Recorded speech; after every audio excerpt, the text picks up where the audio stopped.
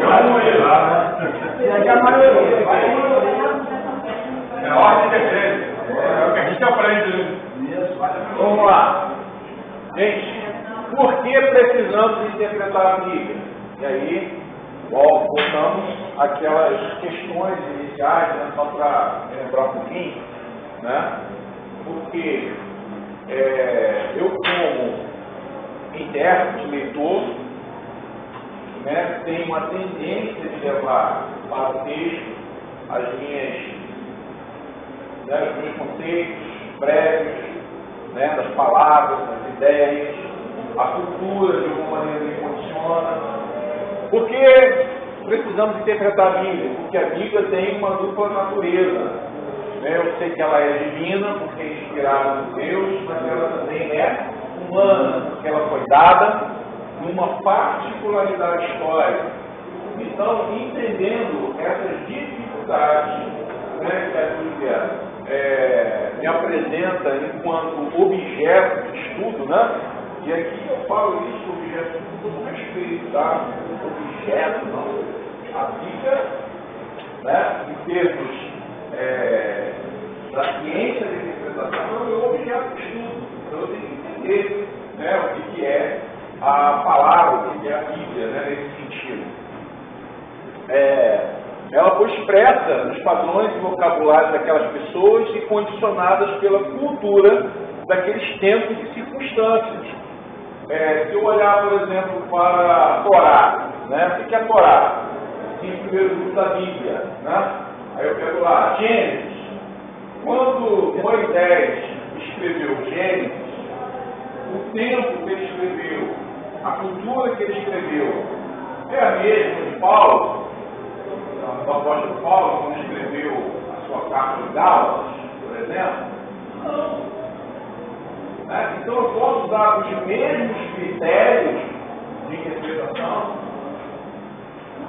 para interpretar dois textos que são distintos em sua composição? Também não. Por quê?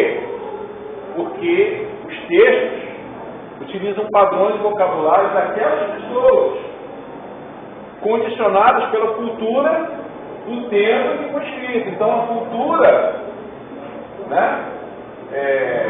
de Moisés era diferente da cultura de Paulo. Ok? E isso já faz toda a diferença.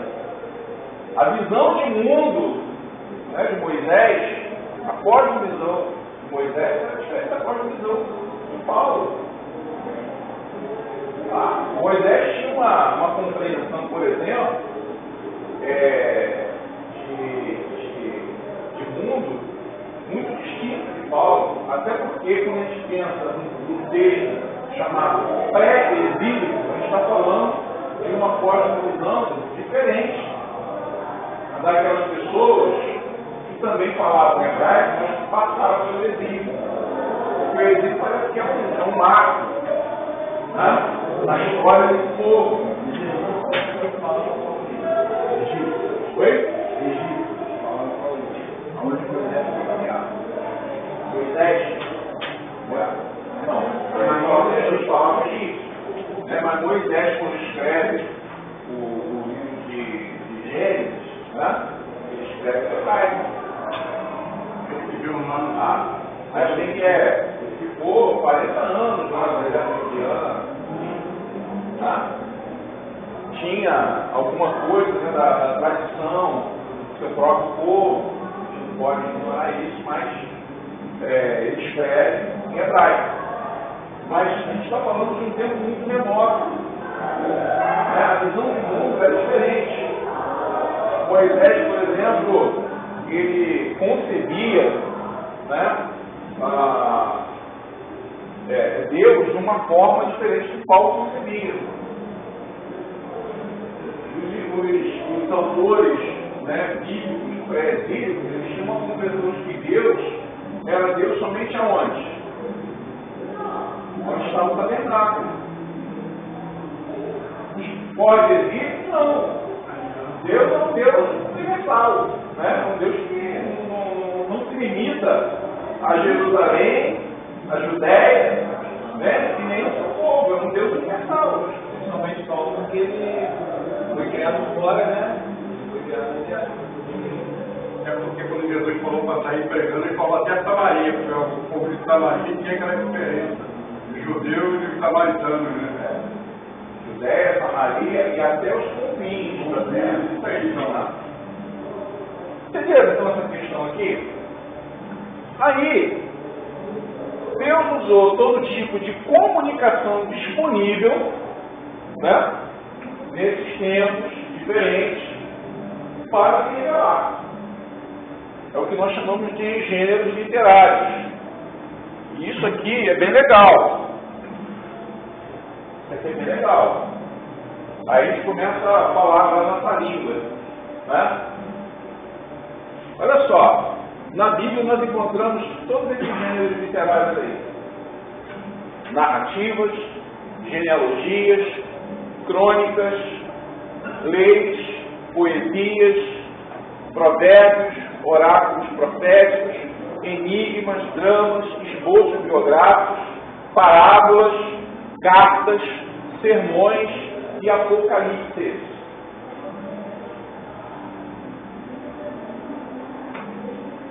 Se eu apontar aqui, por exemplo, poesia, cite um exemplo. Salmo, o que mais?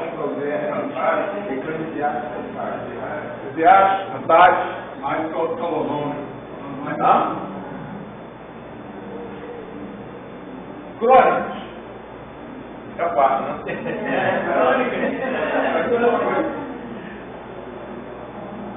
Narrativas. O que seria uma narrativa?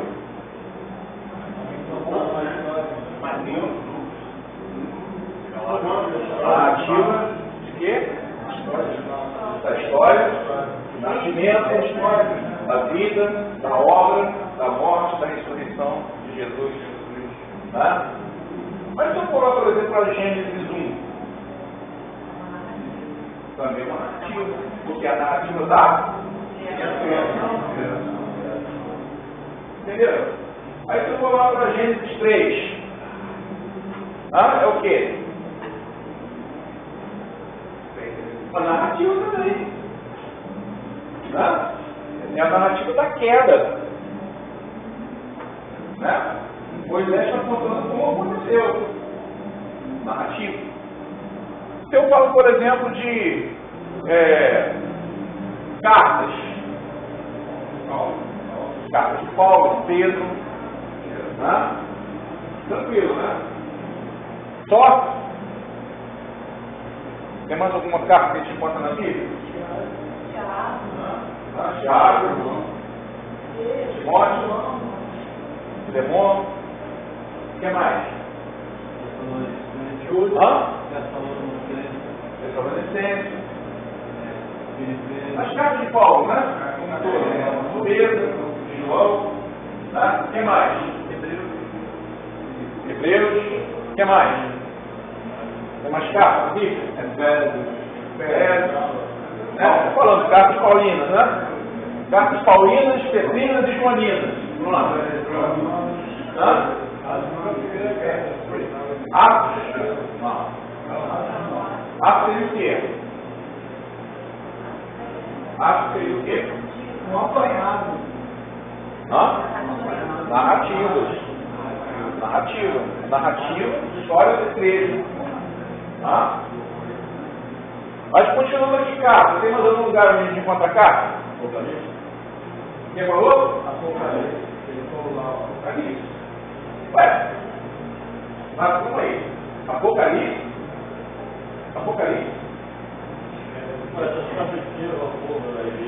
As 7 igrejas da Ásia Menor. Né? Ué, mas e aquele tipo lá embaixo lá? Apocalipse. A gente encontra onde? Em Apocalipse. Só em Apocalipse? Mas aonde? Onde mais a gente encontra Apocalipse? Daniel. Oráculos proféticos. Profecia, Samuel. Profecia. A profecia também que nós encontramos lá na narrativa. Né? 1 e 2 Samuel é um livro de narrativa, mas também de profecia. Né? Os profetas, né? Isaías, Jeremias, menores e maiores. Tá? Do Novo Testamento, onde a gente encontra a profecia? No Novo Testamento. Os Evangelhos. Né? Profecia de quem? Jesus. Mais aonde? Além dos Evangelhos. Apocalipse. Ué, mas Apocalipse, afinal de contas, é o quê? É carta, é Apocalipse, é profecia, é o extremo, tá entendendo? Olha que maravilha. Tá? Então, os gêneros literários, entendam isso e, se possível, anotem isso, que é importante. Tem um livro da Bíblia que eu vou encontrar mais de um tipo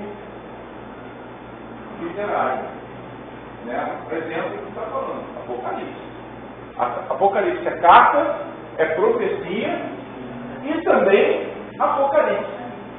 Mas que diacho é esse negócio de Apocalipse, pastor? Né? A gente fala Apocalipse, mas na verdade a gente deveria falar de literatura apocalíptica. Tá? Tem uma característica da literatura apocalíptica. Esse livro aqui, Entende o que Vês, tem esse negócio. Então, quem for sorteado vai se dar bem. Tá bom? Quem for sorteado vai se dar bem. O tipo apocalíptico, né, é um tipo que é muito característico da literatura rabínica, hebraica. No período intertestamentário, esse tipo de literatura era muito comum. Porque a apocalíptica ela tem uma característica, que é usar imagens, figuras, símbolos, para retratar o desejo, né, de vingança de um povo que está sendo oprimido por outro. Então, na época, por exemplo, do período bíblico, né, na época dos Macabeus, o povo judeu, ele era oprimido, né, pelos outros povos, né, não tinha autonomia política, não tinha autonomia econômica, eles queriam se libertar. Então eles ficavam, né, usando esse tipo de literatura para criar esperança no povo.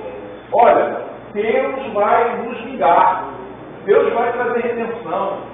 Né, e trazer essa mensagem, né, embalada onde? Nos símbolos. Né, a imagem, né, de uma figura, de um animal mítico, né, aí vai aparecer dragão, vai aparecer besta, vai aparecer candelabro, vai aparecer castiçal, não sei o quê. Né? Aquilo que a gente encontra lá em Apocalipse, nós vamos encontrar também esse tipo de literatura que já existia no período intervírio.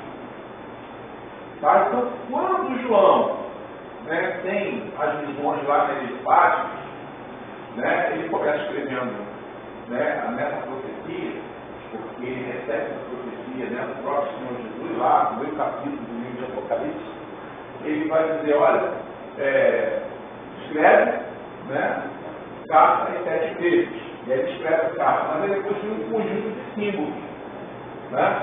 São as 7 taças, as 7 tem mais? Taça, tem candelabro, tem um monte de coisa lá. Né? As figuras que nós encontramos no Apocalipse, que a gente fica, né, aterrorizado, né? Meu Deus, eu não gosto nem de mexer com esse livro, porque tem um negócio que eu não entendo, né?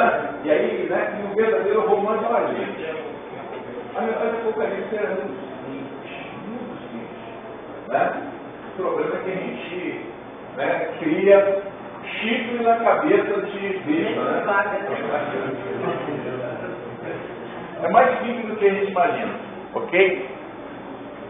Mas, se você quiser saber mais sobre esse assunto, compre o livro do Entende o que Vês. Tá bom? E aí vai ter uma parte lá dedicada, né, a falar sobre esse tipo de literatura e a maneira como esse tipo de literatura pode ser interpretada. Na verdade, esse livro, Entende o que Vês, ele vai trabalhar a interpretação de cada tipo literário. Então, por exemplo, quando você vai ler uma carta do apóstolo Paulo aos Tessalonicenses, você precisa ter algo em mente.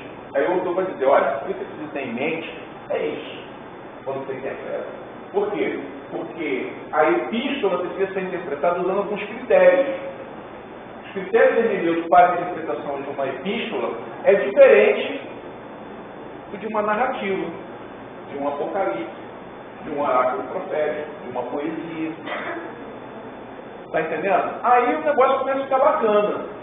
Começa a ficar muito interessante. Porque eu começo a olhar para o texto de uma maneira diferente.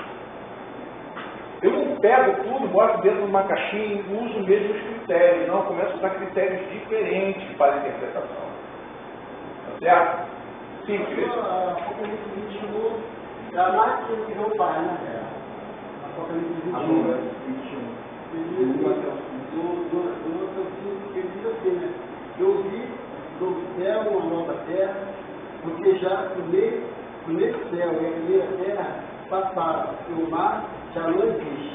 E dizeu João vi a santa cidade nova, Jerusalém, que Deus descia do céu e ingressava como uma esposa ativada para o marido.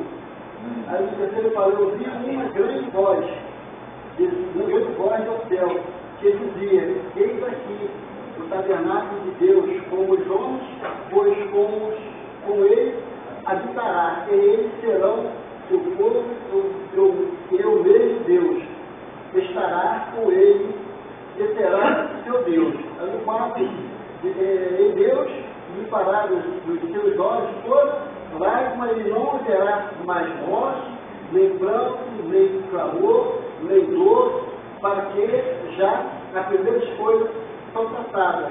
Por isso que essa expressão significa para ter. O que está acessado sobre o trono diz, esse que faço novas todas as coisas. Irmão, perdi a interrupção da leitura. A pergunta do irmão foi qual? Aquela artigo que faz. O que vocês acham? Ele falou de ouvir. Não, o que vocês acham? Viu como? Ele viu como? Ele viu que esses olhos que a terra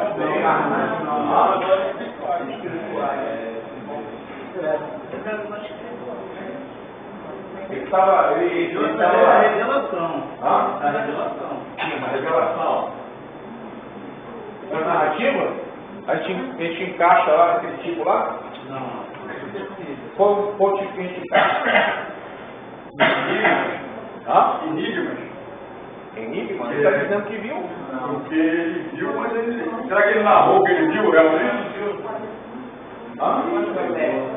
Enigma? Ele está narrando o que ele viu.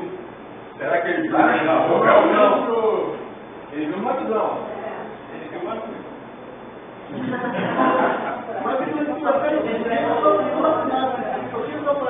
Respondendo a pergunta do irmão. Escreve poucas palavras sobre a verdadeira confiança.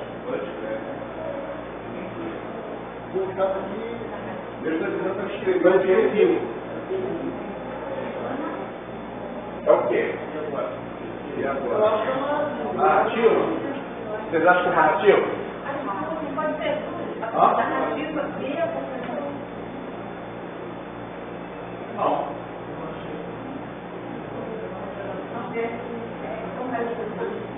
Olha os quadros ali, vê que não se encaixa aqui.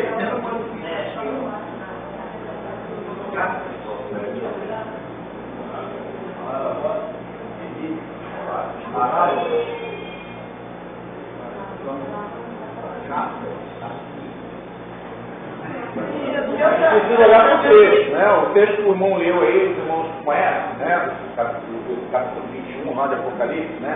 Que é o finalzinho, né? Da revelação das coisas que vão acontecer nos últimos tempos. É coisas que iriam acontecer.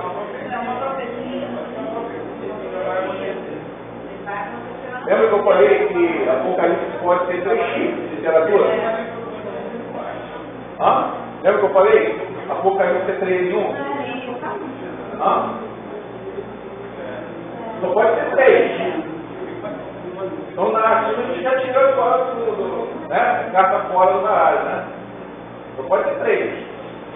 Carta, é carta, isso aí? Ah, não.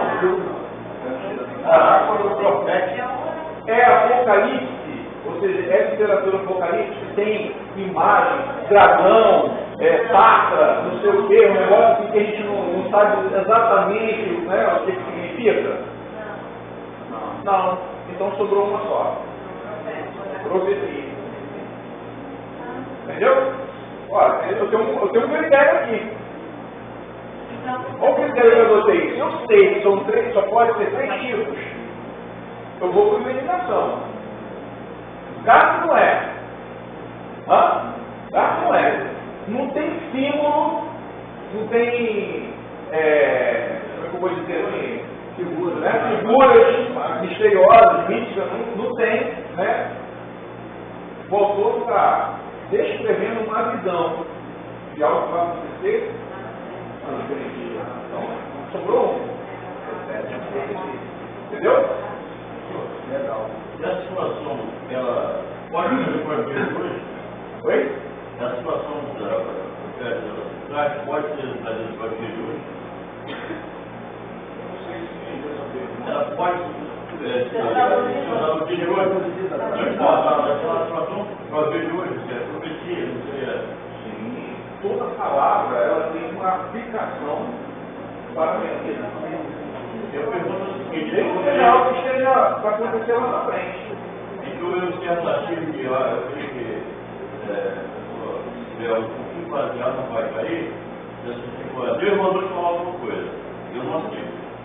Normalmente com o meio eu não confio. Mas Deus mandou te dizer que vai acontecer na minha igreja.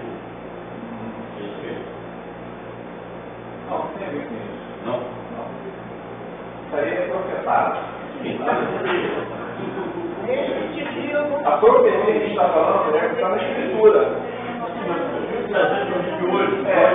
Mas a profecia que está na Escritura, mesmo aquela, né, que tem a ver com a doutrina das últimas coisas, a questão é, nós estamos vivendo, né, as últimas coisas? Para uns estamos, para outros não. Então vai depender da visão escatológica. Tá? Então essa escatologia que nós encontramos lá em Apocalipse 21 já aconteceu? Ou está acontecendo agora? Parece não, né? Essa é alguma coisa que está lá na frente. Alguma coisa de Apocalipse já aconteceu. Ou seja, a escatologia já foi realizada. Então eu preciso entender também isso. Muita coisa que eu encontro na profecia tem a ver com o contexto imediato do próprio povo de Israel, tem a ver com o próprio contexto imediato da igreja do Novo Testamento, dos primeiros cristãos, e pode ter a ver com o contexto futuro, né? Aí tem a ver com a gente, coisas que ainda estão por acontecer. É a mesma coisa, Daniel, o livro de Daniel, a profecia de Daniel, tem alguma coisinha lá que parece que ainda está por acontecer. Mas a maioria já aconteceu. Certo? Ah, então profecia tem a ver só com o futuro? Depende. Se for para quem Daniel escreveu, sim. Né? Para mim, talvez alguma coisa. Porque eu estou num tempo que a maioria dessas profecias já se concretizaram. Está entendendo? Isso aí é um outro tema. Pelo menos já aconteceu, né? Já está acontecendo. Profecia não é que ainda está por acontecer, ou seja, toda profecia ainda está por se realizar. Não, algumas já aconteceram. Mas eu tenho que entender o contexto profético. Certo? Quando Jesus, por exemplo, fala, né, sobre a questão, né, do templo de Jerusalém, que só na comenta essas coisas aqui, diz para vocês que, né, vão ficar a pedra sobre pedra. Essa é uma profecia que está por acontecer? Não, mas aconteceu lá no 70. Jesus estava profetizando algo que estaria por acontecer, né, quase 40 anos depois da sua morte. Está entendendo? Que muitos dos discípulos iriam ver. Muitos discípulos também saíram vivos, iriam ver isso. Às vezes ele diz, olha, né? Mas neste tempo eu reconstruirei em 3 dias. E aí já não está falando do templo de Jerusalém, mas está falando da sua própria vida, né? Pastor, será que o 7 configura a profecia e diz assim: quem vencer herdará todas as coisas, eu serei seu Deus e ele será meu filho. Será que quer profecia configura realmente a profecia? Quem vencer vai. Profecia.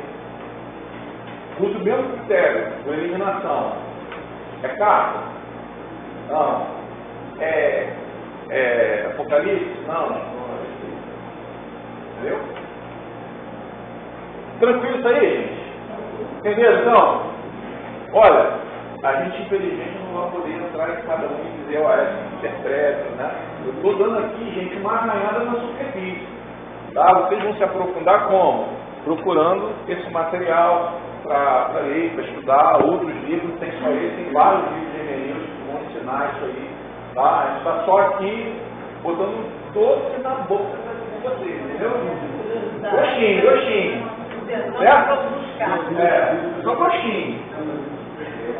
Você acha que nós olhos tem como falar desse negócio aqui que técnicos e técnicos, né, trabalhando? Não dá.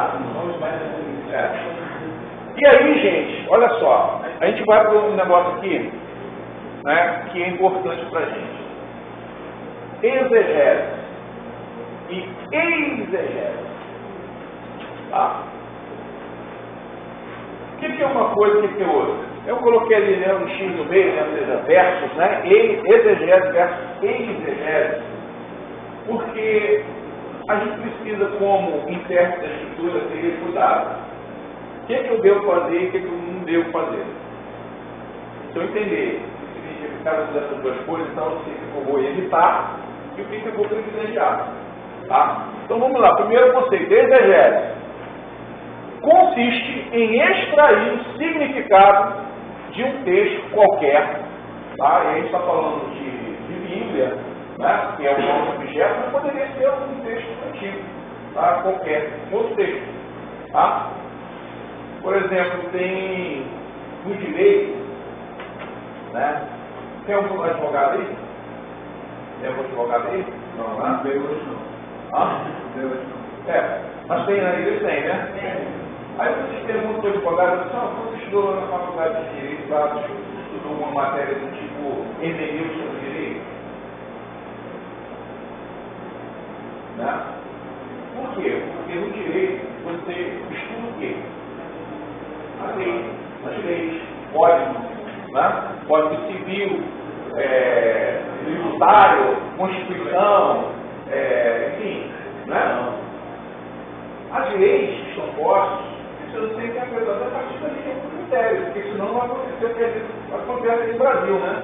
O juiz acha uma coisa na cabeça dele, pega uma lei lá e dá uma decisão que está fora da lei. E diz, não, eu sou juiz, eu entendi isso aqui, mas a intenção de quem criou a lei, né, os legisladores, né, foi aquela, quando botou aquela cláusula, né, na lei? Não. E aí o juiz está julgando segundo a cabeça dele. Tá? Então quando a gente fala de exegese, e aí voltando aqui para a Bíblia, é a mesma coisa, né? Que eu disse, olha, um texto não pode significar o que nunca significou. Quando Paulo escreveu a carta lá aos Gálatas, ele tinha uma ideia, né, inspirada por Deus, e colocou, né, motivado pelas circunstâncias, aquelas palavras, né, aquelas questões que ele está tratando com a igreja, tá certo? E aí eu preciso entender isso quando eu vou interpretar.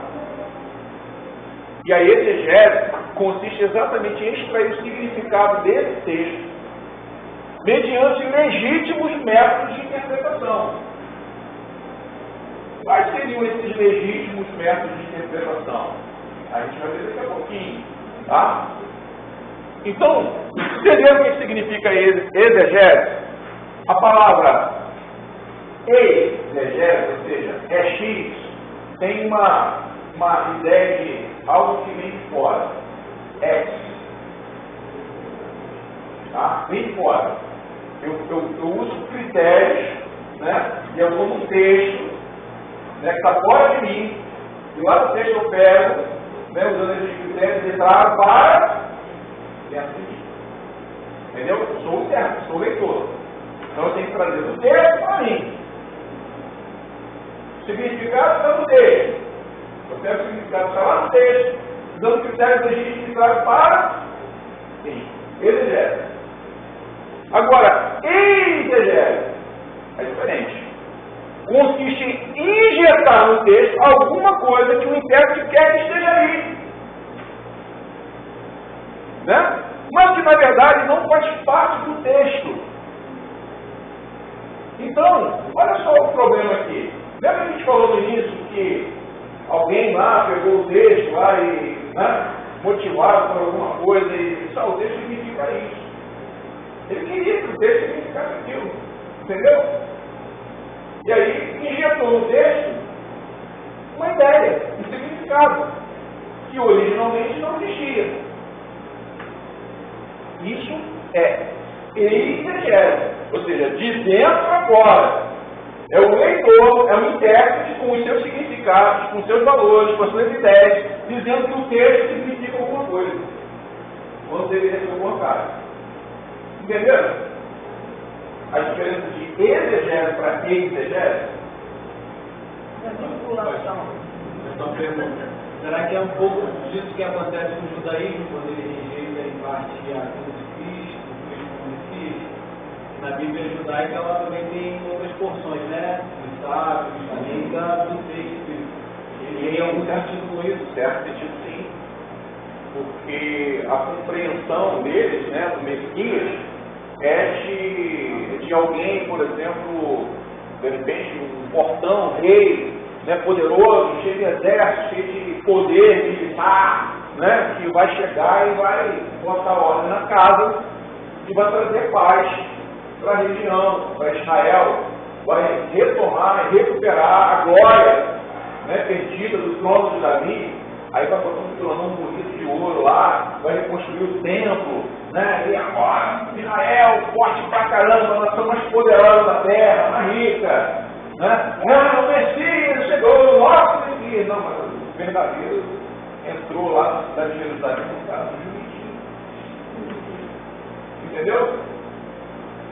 E a revelação, desde o Gênesis, né? Está mostrando para eles o quê? Que o reino de Deus é um reino totalmente outro. Né? Eles estão esperando uma coisa, mas o reino de Deus é outra coisa. Eles pegam o texto, né, motivados pelas circunstâncias, né, pela sua visão de mundo, com os seus valores, né, fazem o quê? A exegese. Então, tem sentido, sim.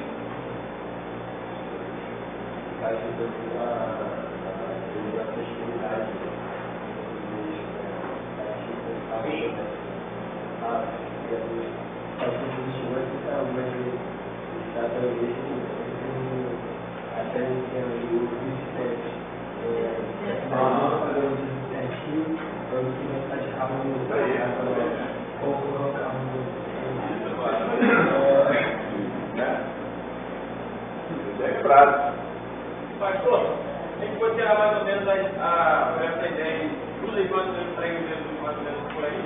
Achou que Jesus teria um voto e iria. Não só Judas, né? Não, mais famoso, né? Mais famoso. Os próprios discípulos. Os próprios discípulos. Eu vi numa série até dizendo que talvez o presidente Jesus já inventou de impulsionar ele. Agora ele vai ter que mostrar o presidente. Então, gente, olha só, em última instância, quem usa exegese força o texto mediante várias manipulações, fazendo com que uma passagem diga o que na verdade não se acha lá. É o que eu quero que o texto diga. Está entendendo? Eu quero que o texto diga algo que eu gosto. É que muitas Que é bonito, muitos tá? líderes hoje usam para poder encher as igrejas, manipular pessoas. Eu conversando com uma pessoa, uma conhecida, aí ela falou que ela estava na Batista, mas a esposa está na Universal. Aí eu falei assim, você vai fazer o negócio que nós de casais? Aí ela falou assim, olha, ele lá faz uma lavagem que eles já têm resposta, eles já estão treinados para, quando você for precisar de uma outra igreja, eles já têm aquilo ali montado lá, a cabeça deles já foi treinada para falar aquilo. Eles criam um método, uma barreira, que eles têm a resposta certinha para poder você não conseguir convencer o contrário. Né? Tipo, você não conseguir entrar na mente, eles fazem é um método que eles usam, né? Que eles colocaram isso, né? Como verdadeiro. E aí, eu como leitor do texto da Bíblia, né, entendendo que tem a exegese, que é o certo, e a exegese, que é errada, que deve ser evitada, qual é a escolha que eu vou fazer? Parece óbvio, né? Parece óbvio. Eu tenho que fazer exegese. Pô, mas esse nome é complicado, né? Exegese.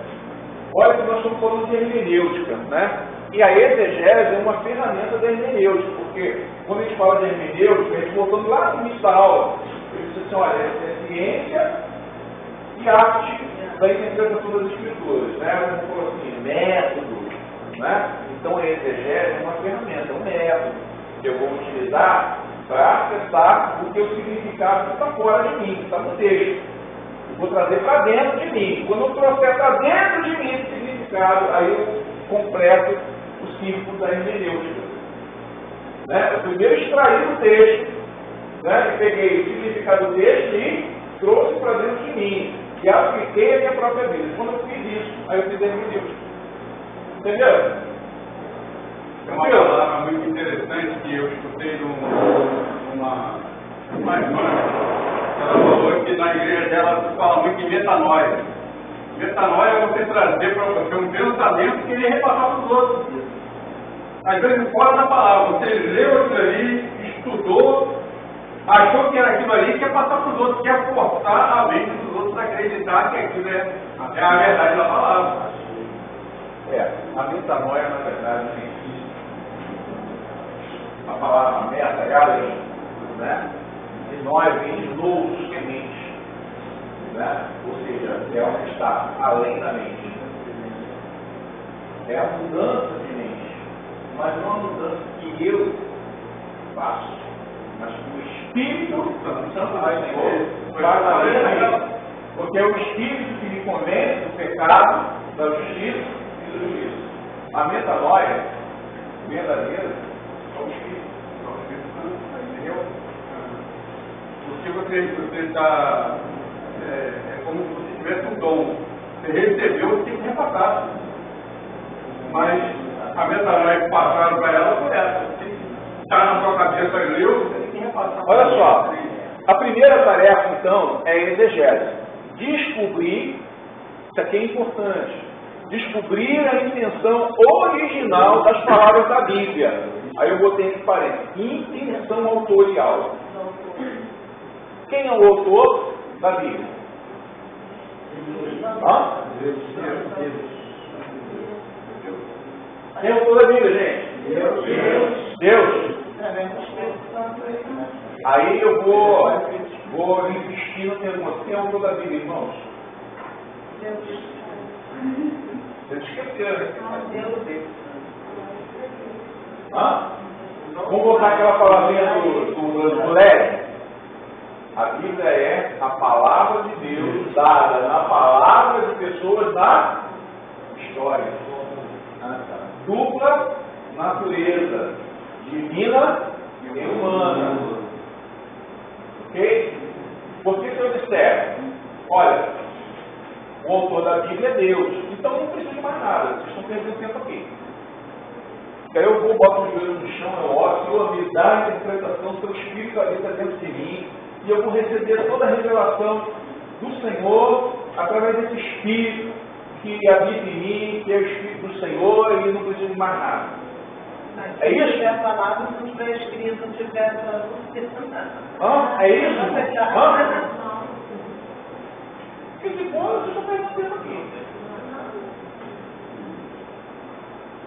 Vamos lembrar, dupla natureza, divina e humana. Quanto a divina, não há dúvidas que você precisa ter alguém piedoso, né? Vida de oração, compromisso com Deus, santidade, fé, amor, esperança, né? Você precisa disso, você precisa viver essa vida piedosa. Porque se você pegar também um acadêmico, um camarada que não tem Deus no coração, não adianta ele usar qualquer um desses critérios que a gente está falando aqui, que não vai rolar. A Bíblia para ele vai ser um monte de palavras, entendeu? Escritas por alguém lá no passado e não tem relevância e significância nenhuma. Por quê? Porque dentro dele não habita o Espírito de Cristo. Mas nós, que temos o Espírito do Senhor, né, sabemos a importância da santidade, da fé, né, da vida piedosa, da oração. Porque isso faz parte da nossa caminhada. Mas, para eu dar conta dessa natureza humana da Escritura, eu preciso dessa bagaça aqui que é exegese. Eu preciso. Porque senão eu vou entrar, né? Porque, vamos lá, eu sou perfeito? Não. Eu sou perfeito? Eu sou santo dos santos dos santos? Tem gente que acha, né? Bota a asa e não bota ninguém no chão, né? Aí vai assim, né? São da igreja, em casa, né? Santo, né? Hã? É assim? Não é. Então você pode cair no erro da subjetividade, ou seja, colocar as suas crenças, os seus valores, a sua visão de mundo, que em boa parte das vezes está equivocada da interpretação do texto. Tá? Por isso que eu preciso disso aqui, para me ajudar a entender a intenção autorial, ou seja, aquilo que o autor divino, né, mas o autor humano. Quando eu falo de intenção autorial, eu tenho que entender qual era a intenção de Paulo quando escreveu a carta. Ele foi motivado por quê? Ele escreve lá, eu estou sabendo que vocês estão, o bicho está pegando aí, vocês estão, né?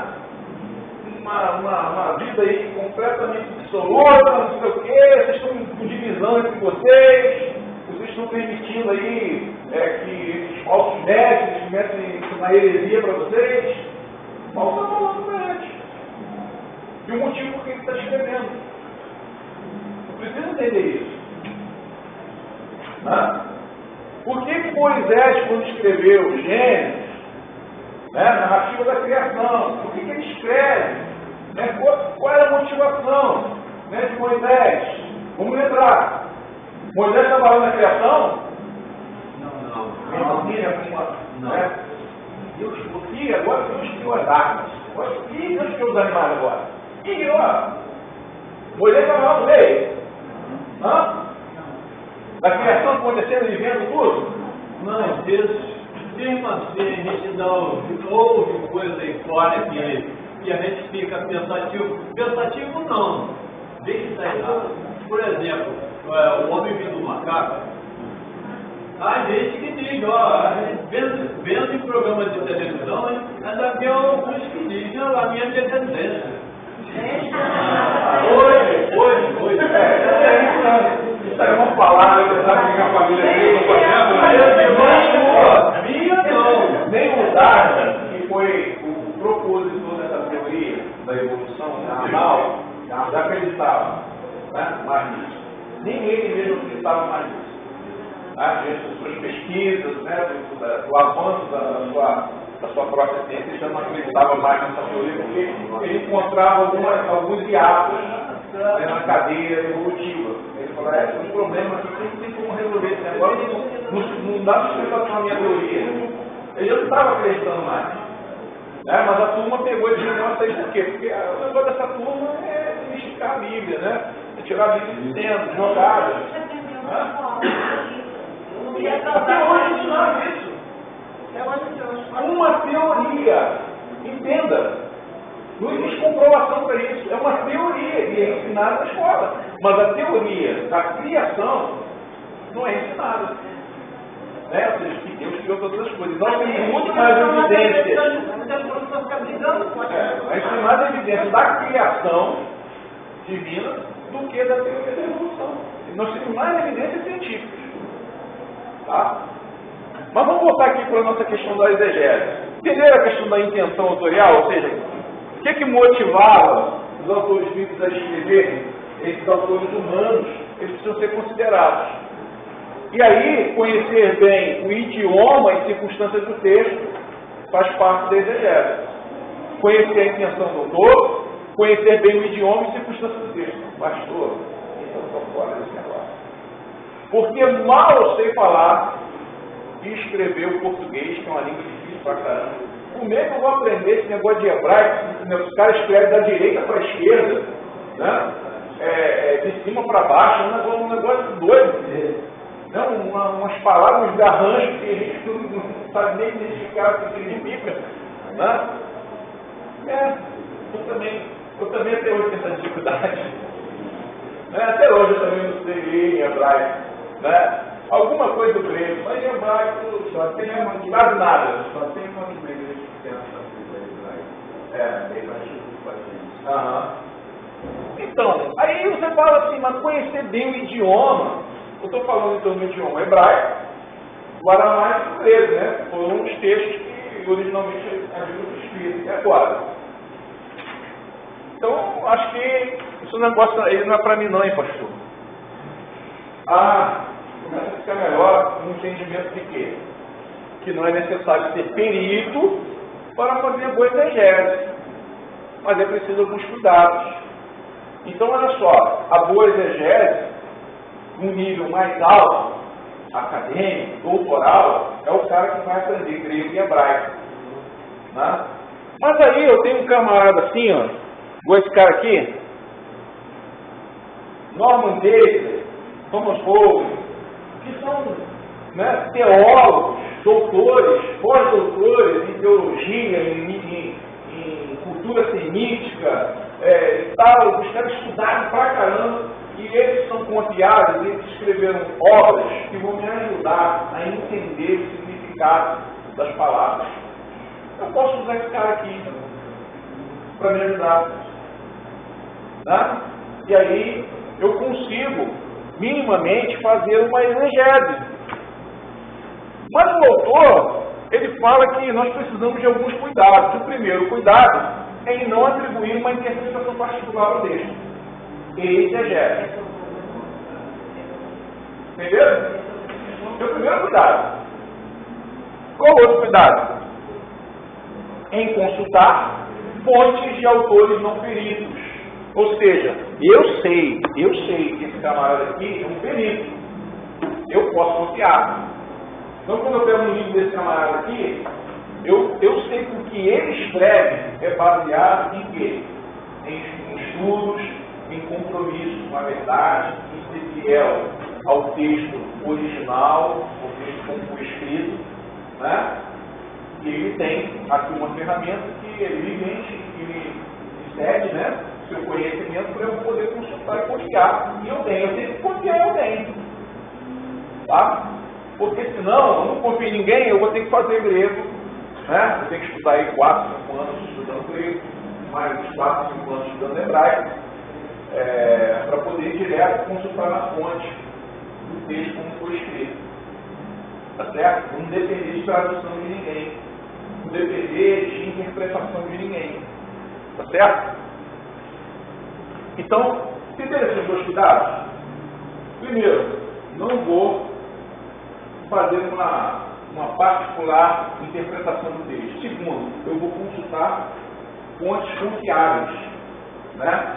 Aqui eu trouxe também um livro, isso aqui, ó, porque não pode ter. É um pouquinho, é uma obra que tem um valor, né? Não sei quanto está hoje uma obra dessa daqui, mas deve estar na faixa dos R$200 lá. 250, por aí.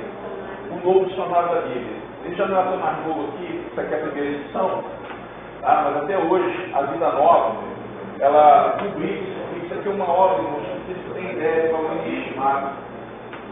Quem é estudante da Bíblia tem que ter essa obra na sua biblioteca, para você consultar. Se você pegar uma palavra qualquer que você encontra na Bíblia, você vier aqui, você vai achar. Né? Nome de um lugar. Pô, isso aqui é um nome de um lugar ou de uma pessoa? Aí você tem que consultar. Né? Aí vai dizer, ó, esse lugar, tal lugar, tem assim, tantos quilômetros de Jerusalém, é uma região montanhosa, não sei o quê, ele vai te dar todos os dados. Né? Dados que não se encontram na Bíblia. Isso aqui é um autor perigo, o J.B. Douglas. Tá? Isso aqui é uma obra que eu preciso ter. Sabe? Aí a gente fala assim, todo estudante de teologia, todo estudante da Bíblia tem que ter essa obra aqui. Tá? Assim como uma Bíblia de estudo. Né? Alguém tem Bíblia de estudo aí? Bíblia, qual você tem? Bíblia de estudo? Tom, excelente! Pentecostal.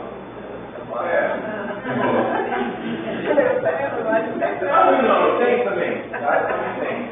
Mas tem uns problemas ali, né? No cenário. Tem aquela dúvida, como você tem aquela pessoa pega concreta?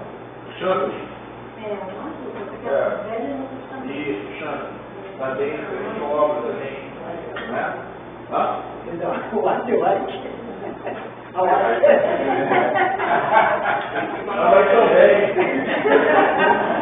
Você quer. A irmã. Não, a gente faz uma coisa que tem quem também. Você quer trazer, mas aí botar o pessoal bem convertido. Vai estar 182 é mais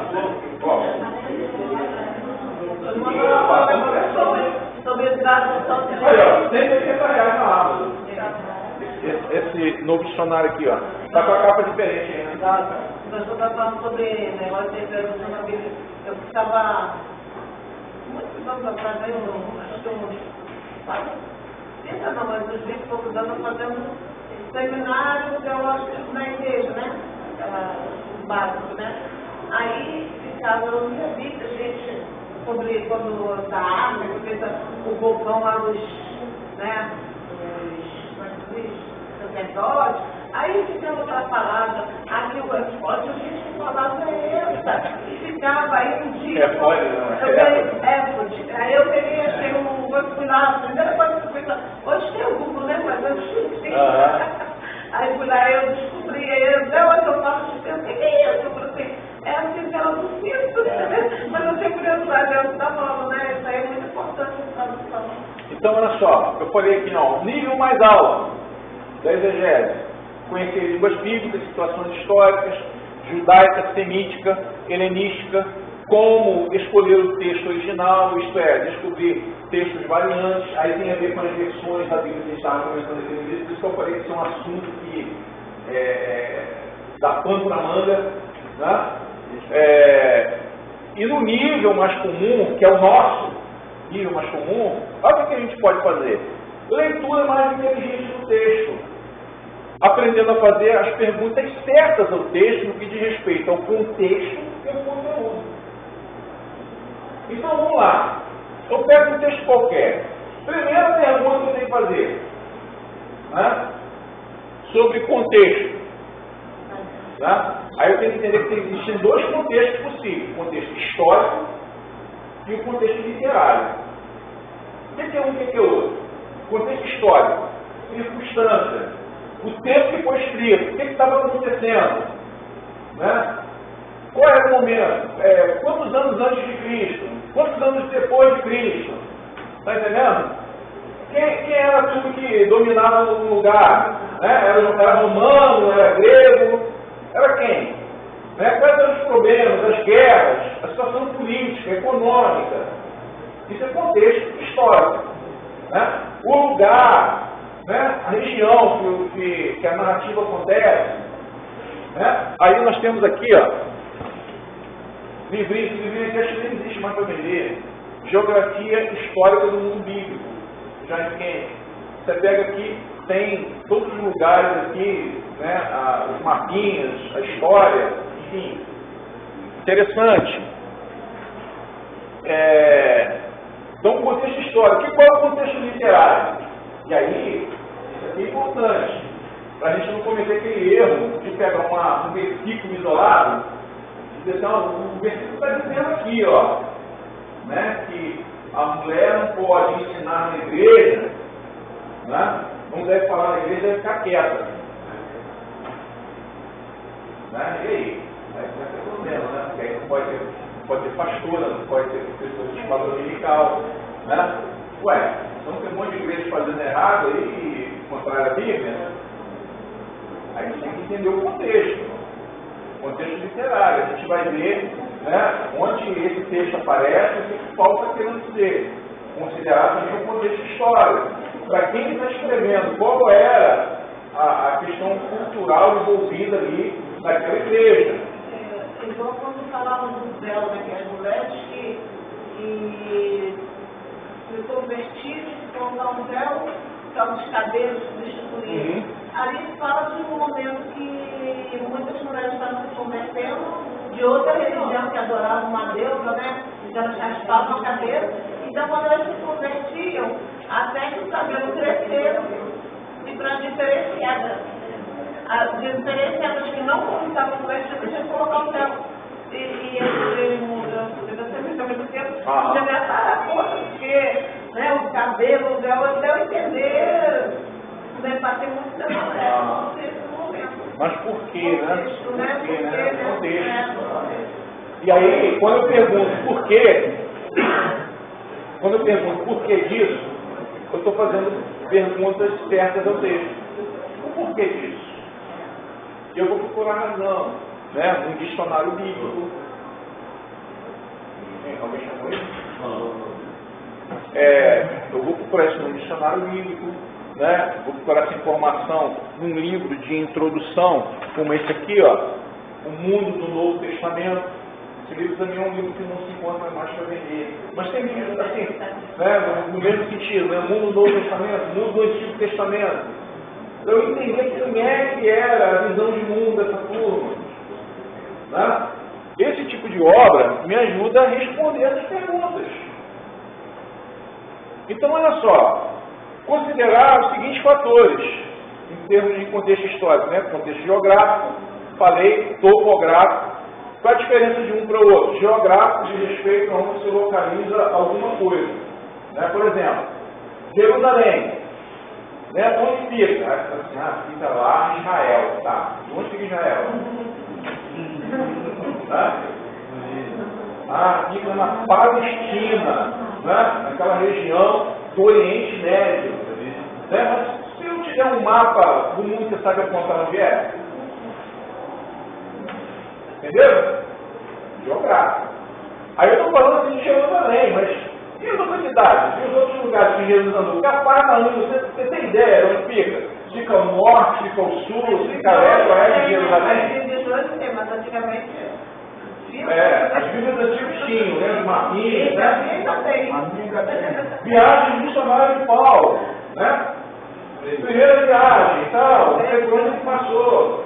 Geográfico. Topográfico. Qual é a diferença de geográfico e topográfico? Topográfico diz respeito assim, às peculiaridades características daquele lugar. Por exemplo, montanha, é plano, é planície, é quente, né, é frio, porque é lugar que neva, não é? Entendeu? Por causa da altura. Tem mar perto. A vida cristã antigamente não era assim, chegar uma casa aqui não. Eu fui para o Espírito Santo, a casa mais perto, ficava não sei quantos quilômetros. Né? Como você entende isso? Fatores políticos culturais. Tem a ver com o âmbito do autor. Né? Qual era a política do momento? Por exemplo, nos tempos de Jesus. Aí eu sei, quem dominava ali a turma ali eram os romanos. Né? Então, tinha o governador da Judéia, né? Tinha um pretor, né, das cidades, enfim. Como é que funcionava, né, a política e a cultura daquele tempo, né, no âmbito do autor, sempre no âmbito do autor. Entenda, eu quero extrair do texto o significado, então eu tenho que ir lá. É naquele lugar, naquela história, é naquele tempo, entendeu? Não é o meu tempo. Tá? É no tempo dele. Eu tenho que entender o que significa aquelas coisas naquele tempo. Entendeu? Ocasião e propósito, né? Importante para a compreensão, ou seja, o que está acontecendo naquele momento? Né? Porque a ocasião em que o texto escrito tem as suas motivações, né? E aí o propósito, o propósito é qual? É cuidar de quê? É trazer esperança para aquele povo que está sem esperança? É trazer uma compreensão, um restabelecimento de uma fé, do pacto que foi esquecido? Né? Os profetas têm essa característica, né? Relembrar o povo de Israel as estipulações do pacto. Certo? E aí, vamos ver se a gente avança aqui, porque a gente já está com o nosso horário apertado aí. Contexto literário, eu disse, as palavras só fazem sentido dentro da frase. Eu não posso pegar uma palavra isolada e tirar ela daquele contexto. Né? Ela só vai fazer sentido dentro da frase. E a frase só vai fazer sentido dentro de outras frases. Né? Dentro de outras frases. As frases que antecedem, tá certo? Muito bem. Então, Deus abençoe, tá? Pergunta mais importante. Qual a razão disso? Né? Apareceu lá uma ideia. Você perguntar, qual a razão disso? A ideia é descobrir a linha de pensamento do autor. O que Paulo estava querendo dizer com aquilo? Né? O que Pedro estava querendo dizer com isso? Eu preciso entender o pensamento autorial. Certo? E aí eu tenho que tomar cuidado. Os textos bíblicos em nossas versões, né, as nossas versões em português, nem sempre tem uma divisão clara por assunto. Uma coisa que eu preciso dizer, para quem não sabe, quando a Bíblia foi escrita originalmente, não tinha capítulo nem versículo. Você sabia disso, né? Sabia disso? Não tinha capítulo e versículo. Tá? Não tinha essa divisão por assunto aí. Você pega a Bíblia aqui, é assim, né? Capítulo 20, os 10 mandamentos. Né? Isso aqui foi o editor da versão que colocou. Tá? A Torá, se você pegar a Torá e lembrar, não tem isso aí. Não tem capítulo, não tem versículo. Isso aí foi colocado mais na frente, não tinha nem ordem. Eu também não sei. Uma ordem tinha.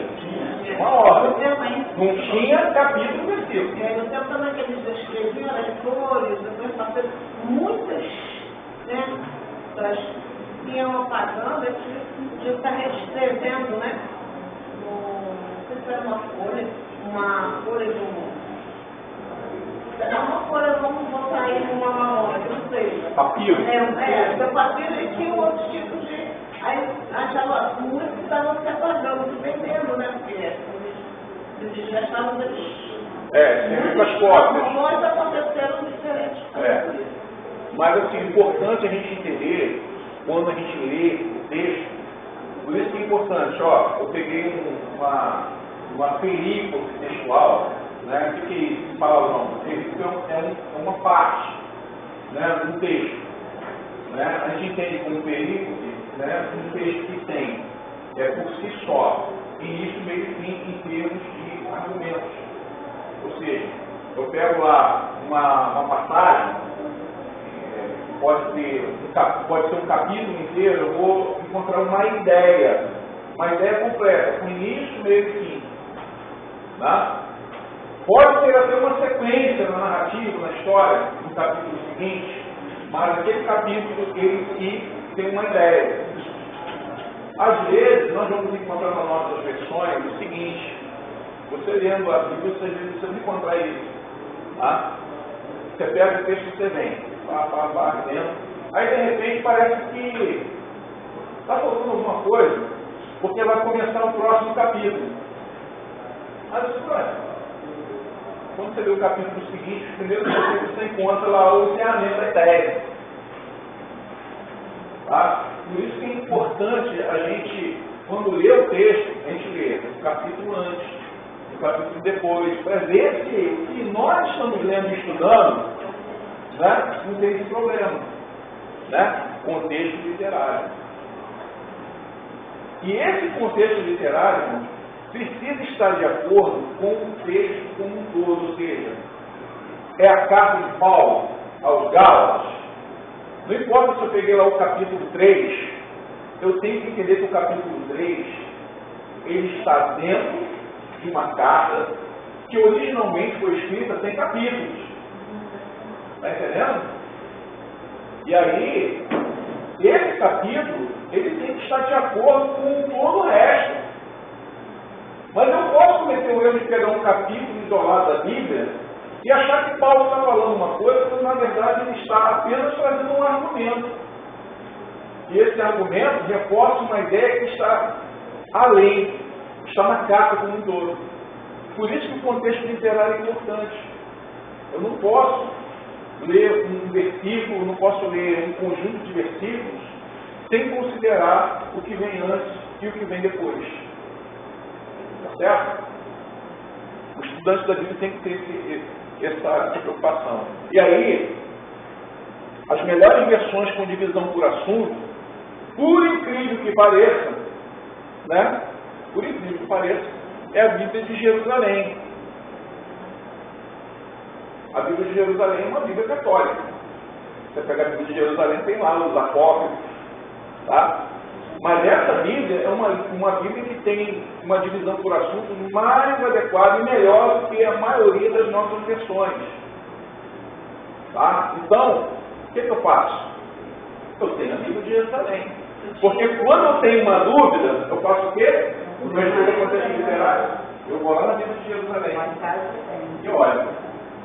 E às vezes eu vou ver uma divisão diferente, que dá uma compreensão maior do texto, entendeu? A Bíblia, na linguagem de hoje, também, mas só o Novo Testamento, Salmos e Provérbios. Então, é bom você ter todas as Bíblias. Né? Bíblia de Jerusalém, Bíblia na linguagem de hoje, NVI, né? Almeida Revista Atualizada. Tem uma coleção de Bíblia, porque quando você tiver uma dúvida, você vai tirando todas elas. Você pega lá e lê, e vê se tem diferença, se não tem. Isso é estudo. Tá? Vou adiantar aqui. Pergunta de conteúdo relacionado ao significado das palavras com os relacionamentos gramaticais nas frases. E também itens mencionados no contexto histórico. Por exemplo, significado de denário. Você sabe o que significa denário? É o quê? Uma moeda só? Não. Mas quanto vale o denário? Era correspondente a quê?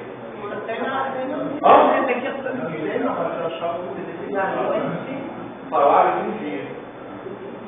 Um denário. Salário de um dia. Mas o dia de quem? Do irmão? O dia da trabalhador comum. Tá? Vamos pensar assim, é o salário mínimo. Já que o salário mínimo divide por 30. É uma relação, assim, em termos do nosso contexto, salário mínimo aqui, 1.400 mas até o dia o salário de R$45, eu acho que por dia, porque a pessoa fez salário e foi falou. Então, aí você poderia ter uma aplicação mal e fortemente, mas olha, o denário equivalia a 45, 50 reais no dia de hoje. Entendeu?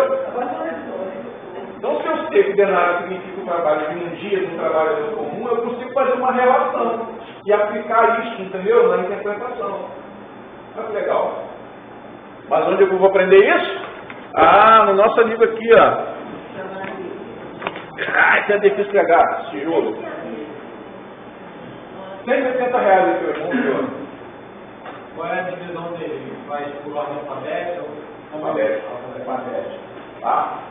Mas tem Bíblia de estudo que você encontra lá pesos e medidas, você tem no final, tem lá, o Thompson tem, Pentecostal também tem. tem a tabelinha lá de pesos e medidas, isso é muito interessante. Tá? Ferramentas que eu vou usar, né? Dicionário da Bíblia, livro de introdução ao Novo e ao Velho Testamento, né? Como esse aqui que eu mostrei,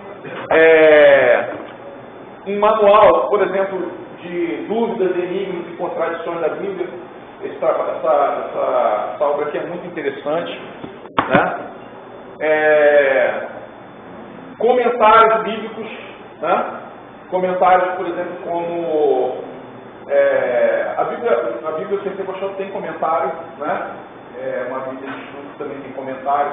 Bíblia Shed, comentário que a irmã Joelma falou, o Champi, Antigo e Novo Testamento, que é uma coleção muito interessante, tá? Um trabalho exaustivo do Champi, né? A Bíblia de estudo e etc. São ferramentas que eu vou utilizar para me ajudar na exegese. E aí, caminhando agora para o final mesmo, tá, gente? Lembra que eu falei? Exegese é o quê? Ferramenta que eu utilizo para hermenêutica. Eu vou lá no texto, pego o significado, ou seja, o que o texto significou para o autor original e os seus leitores originais, tá? Porque o significado do texto, ele é do autor para os seus leitores originais. Paulo não escreveu para Wagner Pina, morador de São Gonçalo, vivendo no século XXI. Ele não escreveu para mim, ele escreveu lá para os Tessalonicenses, os Gálatas, né, os Coríntios e tal. Mas a Bíblia é tão divina, é maravilhosa, né, tão eficaz, né, tão relevante, que ela transcendeu o tempo e foi falando ao longo da história para essa turma toda, inclusive para mim hoje. Tá? Então, ó, eu tenho que ir lá no pensamento do autor, eu tenho que ir lá no significado original que o autor quis dar para os seus leitores originais e trazer para mim e aplicar na minha vida hoje. Aí eu usei esse cenário aqui, né? Só como um exemplo, né? Como eu pego o significado do texto lá e trago para mim hoje, faço uma comparação. E como é que eu aplico isso na minha vida? Né? Então eu vou procurar uma relevância contemporânea dos textos antigos. Desse texto antigo que é a palavra de Deus. Antigo e Novo Testamento. Correto? A relevância é para mim. Tá? Por mais que eu entenda o que significou para ele lá, o que importa é o que vai significar para mim hoje também. Certo? E aí, nós chegamos a comentar esse negócio aqui, ó. Existe uma tensão nessa tarefa hermenêutica, que é a questão da inspiração espiritual e o conhecimento acadêmico. Eu disse, olha, um acadêmico, um doutor da lei, um fariseu, né? Jesus o tempo todo, né, falava com os fariseus, debatia com os fariseus, e hoje ainda tem fariseu pra caramba por aí. Tá? Os camaradas, né, eles só têm conhecimento acadêmico. Letra fria da lei. Tá? Mas não tem vida com Deus. Então, isso também não serve. Mas eu também não posso ficar assim, não, mas eu sou homem de oração, eu sou mulher de oração. Esse negócio de hermenêutica, esse negócio aí de dicionário, eu não quero fazer esse negócio não. Eu com Deus, Isso é muito complicado para mim, né? Eu com Deus, está tudo certo, Deus vai me revelar, sabe? Uma bomba de modo corpóreo vai descer. Aí eu vou falar, poder, né? Aí, É isso, irmão. Mas quando tinha alguém para debater, eu não sei como falar. Tem. Então, olha só, essa tensão, eu preciso entender que ela existe e eu preciso dar conta dela. Certo? Porque essa é a tarefa hermenêutica. A hermenêutica apropriada começa com a exegese sólida, nós vimos. Tá? E para que o trabalho de interpretação não caia na subjetividade daquilo que eu disse, olha, que é particular meu, né, diferente do seu. Né? Cada um aqui tem a sua maneira de interpretar, de ver o mundo, a vida, né? de experimentar as coisas. Para que o trabalho de interpretação não caia nessa subjetividade, é importante que a hermenêutica parta da intenção original do texto, ou seja, eu preciso ir lá.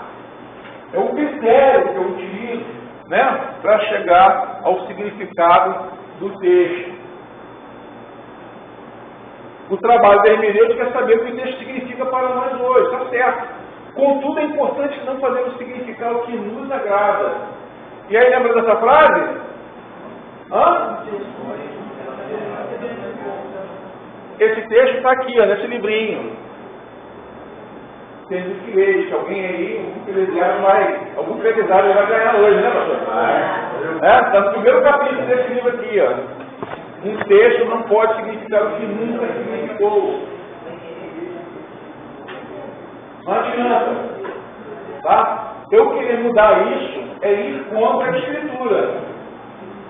É cair no erro das heresias, dessas seitas, né? Dessa turma que tem por aí, pregando e ensinando um monte de coisa errada a respeito da Bíblia.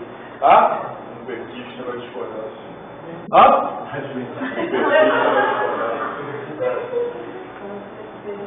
Não quero nem estar nesse mérito.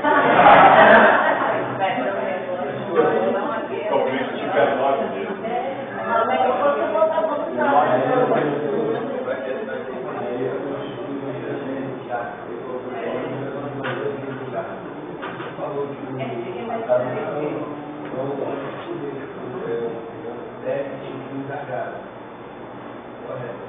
Aí ela não tem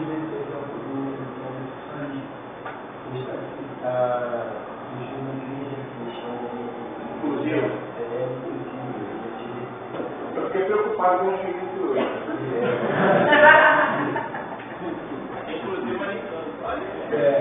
Viu lá inclusive?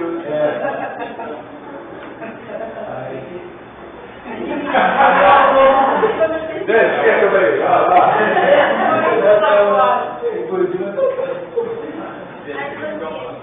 São versículos que contêm ele e às vezes foi outro.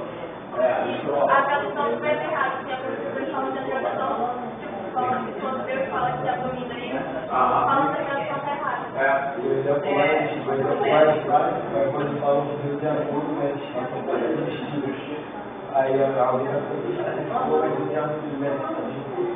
Essa vida ali, como eles falam, deve mais. Então, gente, olha só. Isso aqui é que a gente precisa, vamos dizer assim, acalmar o nosso coração e entender as nossas dificuldades. Quem possui autoridade para determinar o sentido pleno do texto? Quem tem essa autoridade? Quem tem essa autoridade na igreja?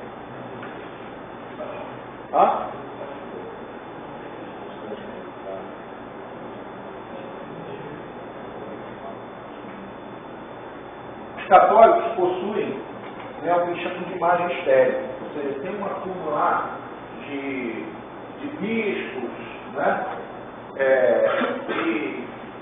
eles têm lá um lugar onde eles debatem, discutem as encíclicas, né? O Papa, quando chega a promulgar alguma encíclica, alguma coisa, passa pelo crivo desse magistério. Quando a igreja muda algum ensino a respeito, né, da sua doutrina, esse magistério que dita.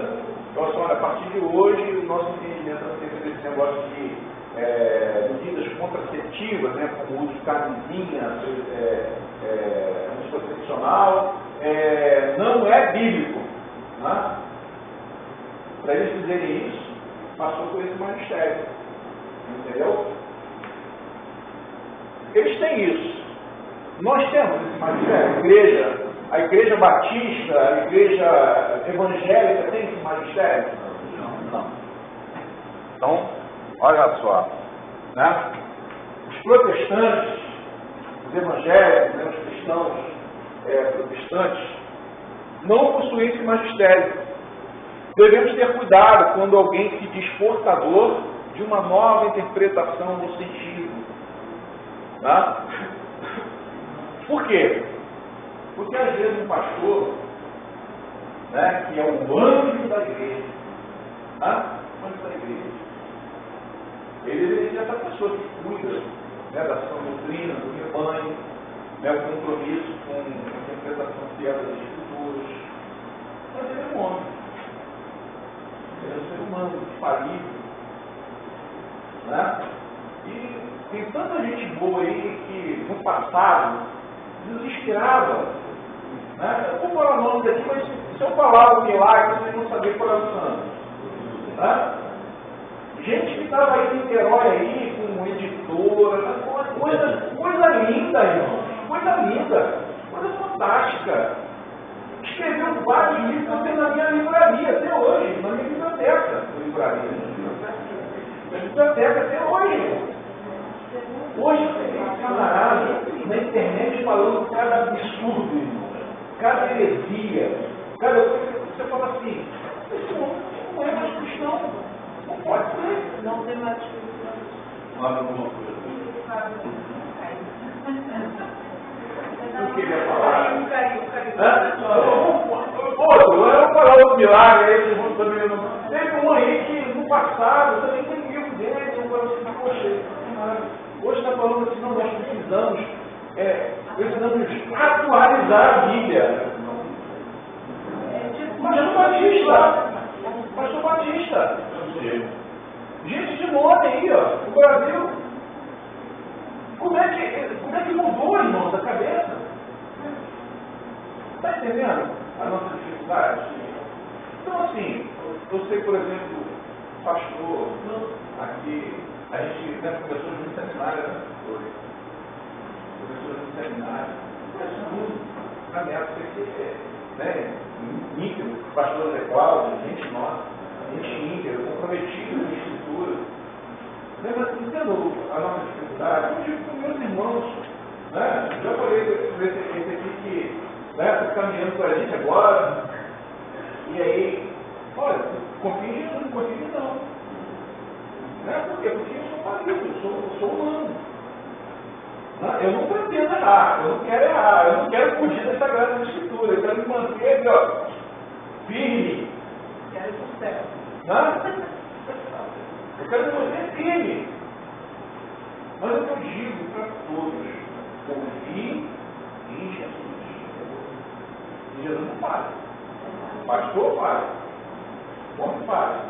Pastor não falha. Tem gente que vai olhar para o magistério lá, né? Falar, ó, o Papa falou é infalível. Não. A única coisa que é infalível, né, é as escrituras. É inerrante. Infalível.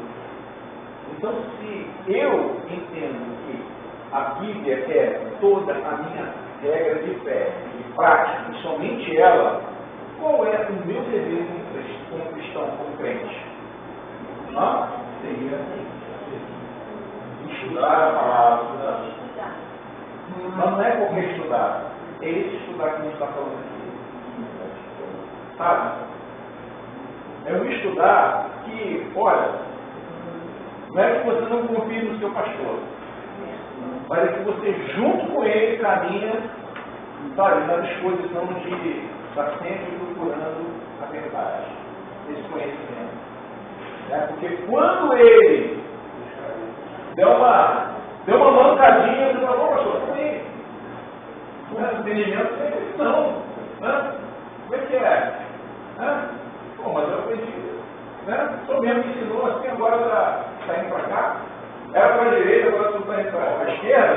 Não, para a direita. Calma aí, irmão, estou falando.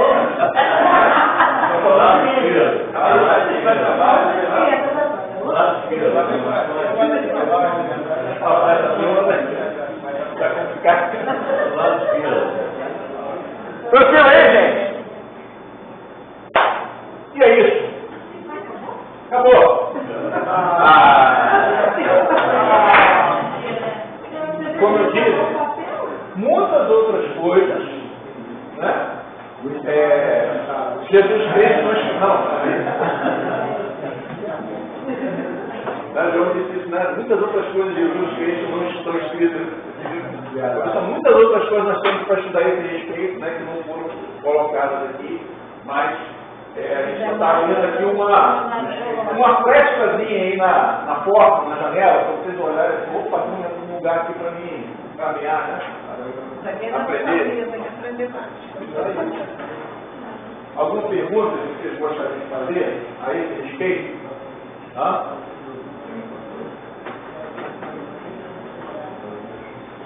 Pastor?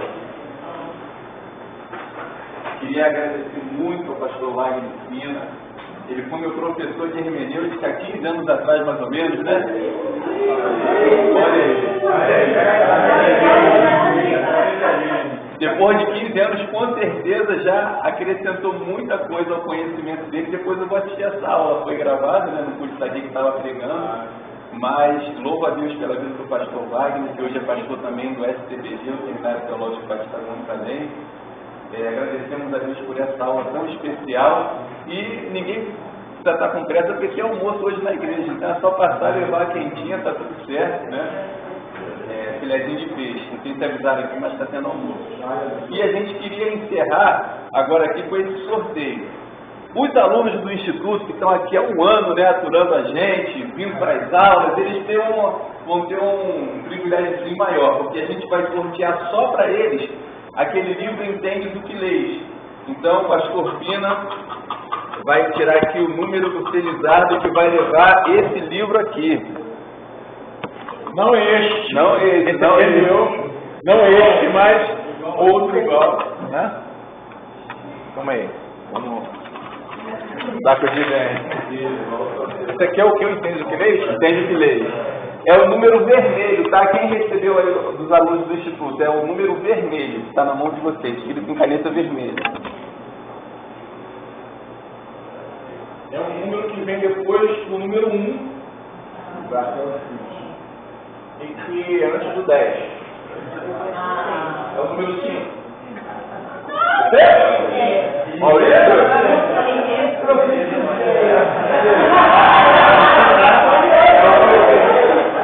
Número vermelho.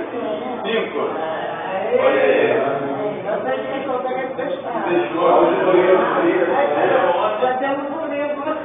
Aí, ó, toma, tá aqui. Aí você pegou, hein? Agora, não fiquem tristes, porque a gente vai sortear 5 livros do pastor Wagner, e aí vão ter 5 números aqui sorteados. Deixa eu só dar uma palhinha, irmãos, olha só. O livro não é sobre hermenêutica, tá? O livro é sobre outra temática, tá? Porque, para quem não sabe, eu sou também psicólogo, né? E lá no seminário eu leciono as matérias de psicologia e de aconselhamento bíblico, né? Que é, na verdade, a minha especialização, né? Mas eu já lecionei hermenêutica e outras matérias, né, no seminário, como a própria hermenêutica, mas o livro fala sobre reflexões sobre relacionamentos com Deus, consigo mesmo e com o próximo. É um livro que tem um caráter emocional, né, que você pode utilizar aí para o seu estudo bíblico, enfim, tá? Só esse... Gente, pode ficar tranquilo com todos os quantos? 5.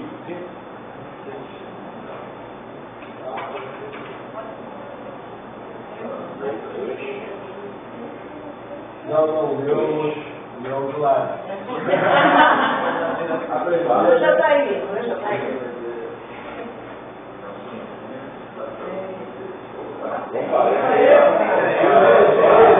O primeiro número é o 21. Já posso pegar?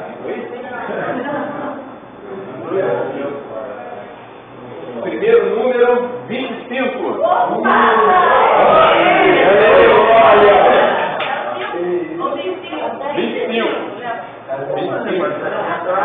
Mas aí, 16. Opa! Só devo da igreja do pastor. Vai me chamar agora.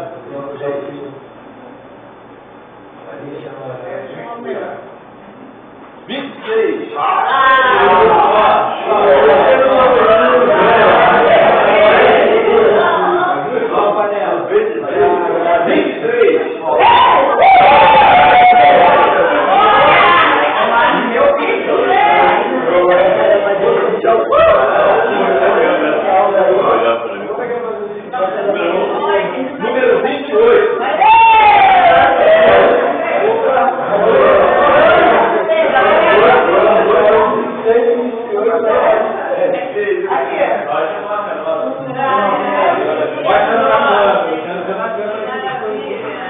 É isso aí, gente. Estamos encerrados. Sorteado, né, que não foi sorteado, quem quiser adquirir, né, tem outros exemplares aqui, R$10 cada um, tá bom? Aí é bom isso aí. E eu não sei qual é o transporte sobreviver. Os alunos do Instituto fiquem mais 5 minutinhos, porque eu quero falar com vocês sobre a formatura. O restante estão liberados, vamos orar e agradecer a Deus, né, por essa manhã tão especial.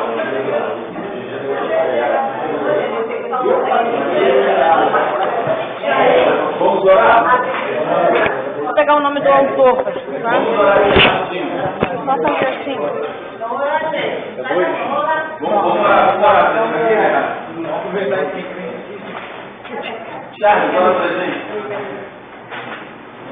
Amém, oremos? Santo Deus, muito obrigado, meu Senhor, por esse momento tão grandioso em nossas vidas, Pai, de aprendizado, que a nossa mente, Pai, ela possa continuar a expandir para o seu conhecimento, Pai, para aquilo que o Senhor tem para cada um de nós. Não, que tenhamos humildade, Pai, a cada dia para reconhecer que somos tão pequenos, Pai, dependentes de Ti e da Tua palavra, que possamos ter cuidado e zelo, Pai. Que eu possa abençoar a vida do pastor Wagner e o Instituto Bíblico, a vida de cada irmão aqui, que possamos conhecer, caminhar, né, crescer no conhecimento da Tua palavra, em nome de Jesus. Amém. Gente, muito obrigado pela participação de vocês. Foi muito bom estar com vocês aí.